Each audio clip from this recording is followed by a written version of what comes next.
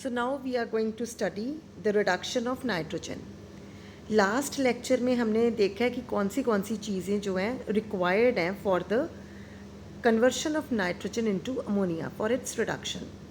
Now coming to the process, ये होता कैसे है. अब हमें पता है कि रिड्यूसिंग पावर जो है it is provided by NADPH2 FMNH2.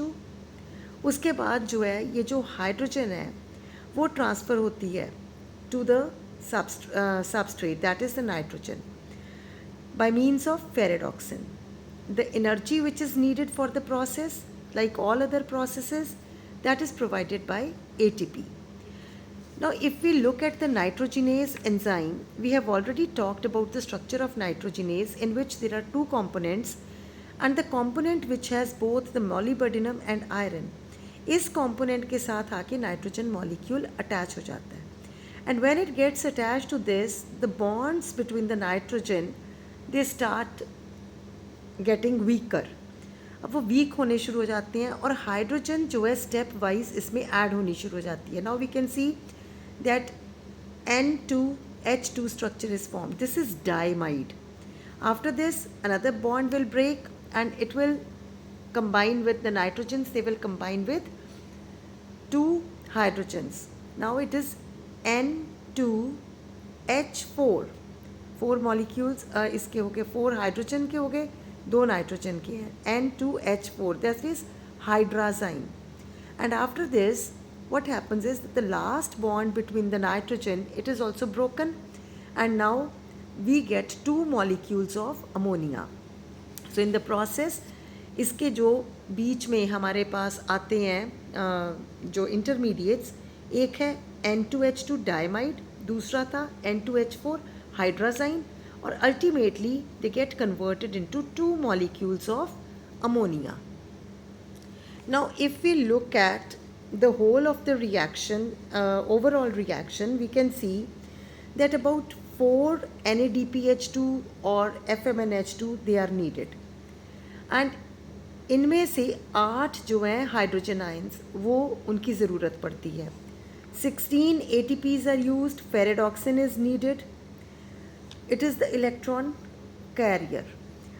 उसके बाद ये हमारे पास नाइट्रोजिनेज एंजाइम है जिसके 2 कंपोनेंट्स हैं, CP2 which has only iron, CP1 which has both molybdenum and iron. It is here with this component that the nitrogen it gets attached, and ultimately after the conversion we get 2 molecules of ammonia, and even hydrogen is produced. So hydrogen, otherwise it is a wasteful product we can say, but in most of the nitrogen fixers what happens is that they have hydrogenase enzyme also. So what does that hydrogenase enzyme does is, the hydrogenase enzyme it breaks it down, it causes the oxidation of the hydrogen. तो वो उसकी oxidation के लिए hydrogenase enzyme जो है that is there, and these hydrogens they can be then they enter into the pool, और वो उसकी जो फर्दर ATP फॉर्मेशन या वहाँ पे यूज़ हो जाती है. Then now this ammonia, when ammonia is formed, ammonia अपने आप में एक टॉक्सिक सब्सटेंस है. तो अगर ये अमोनिया कलेक्ट होना शुरू हो जाए लिविंग ऑर्गेनिजम्स में, तो that will cause the death of the organism, it is going to be fatal. अब इस अमोनिया को यूटिलाइज कैसे करना है, ये ऑर्गेनिक कंपाउंड्स में कन्वर्ट होना शुरू हो जाता है. कैसे? अमोनिया जो है वो ऑर्गेनिक एसिड्स जो प्रेजेंट होते हैं उनके साथ कंबाइन होता है. So there should be the organic acids which will combine ammonia. For example, alpha ketoglutaric acid, or you can say alpha ketoglutarate, it combines with ammonia. Again, the reducing power is needed. In the presence of enzyme glutamate dehydrogenase, what will happen? It will get converted into glutamate. This is an amino acid. ये एक amino acid है. तो अब ये amino acids बनने शुरू हो जाती हैं जब organic acid के साथ अमोनिया रिएक्ट करता है. फिर उसके बाद अगर अमोनिया ज़्यादा अमाउंट में बन रहा है तो दूसरा कैटालिटिक एमाइडेशन भी आ जाती है. ये हम डिटेल में लेटर ऑन पढ़ेंगे भी. सो ग्लूटामिक एसिड या glutamate it can take another molecule of ammonia with the by using ATP, and in the presence of enzyme glutamine synthetase, it will result in the formation of glutamine. Which is an amide. अब इसके अंदर 2 amino groups आ जाते हैं। Amino acid के अंदर एक amino और एक कार्बोक्सिलिक ग्रुप होता है, इसमें 2 अमाइनो ग्रुप्स आ गए और ये ग्लूटामिन बन गया। अब जो ग्लूटामिन है इसको हम फर्दर क्या कर सकते हैं, ये अपना एक अमाइनो ग्रुप ऑर्गेनिक एसिड को दे देगा। For example glutamine plus alpha ketoglutarate, NADPH2 is needed, glutamate synthetase enzyme is needed. So what will happen is it has 2 amino groups, एक अमाइनो ग्रुप अपना ग्लूटामिन अल्फा कीटो ग्लूटारेट को दे देगा, तो वो किस में कन्वर्ट हो जाएगा, ग्लूटामिक एसिड में। और ग्लूटामिन ने जब एक अमाइनो एसिड शिफ्ट कर दिया तो ये खुद भी कन्वर्ट हो गया ग्लूटामिक एसिड में। तो हमें 2 amino acids, that is 2 molecules of glutamate we will get by this conversion. ये अपना ट्रांसफ़र कर देगा अल्फा कीटो ग्लूटारेट को एक amino group. So this is how the ammonia which is produced inside the cells, it gets converted into amino acids.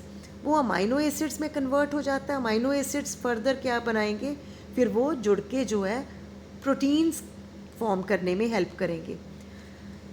जो major part है fixed nitrogen का, it is exported to the host. Now we are talking about the symbiotic nitrogen fixation, that is the one which is being fixed by rhizobium. अब rhizobium ने, bacteria ने nodules के अंदर जितनी nitrogen fix की उसका जो काफ़ी ज़्यादा अमाउंट, क्योंकि अपने लिए उसको थोड़ा चाहिए, बाकी सारा जो है वो होस्ट को एक्सपोर्ट कर देगा, प्लांट को एक्सपोर्ट कर देगा एज ऑर्गेनिक कंपाउंड्स। जो वो फिक्स कर रहा है they will be transfer to the host. तो ये होस्ट का फ़ायदा हो गया।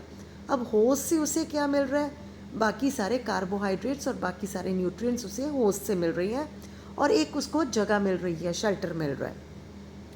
Now in the temperate origin legumes, जो लेग्यूम्स टेम्परेट एरियाज़ में हैं उनमें ज़्यादातर जो ग्लूटामिन और एस्पैराजिन ये एमाइड्स में कन्वर्ट होके अमोनिया स्टोर हो जाता है, तो ये वाली एमाइड ज़्यादा फॉर्म होती हैं।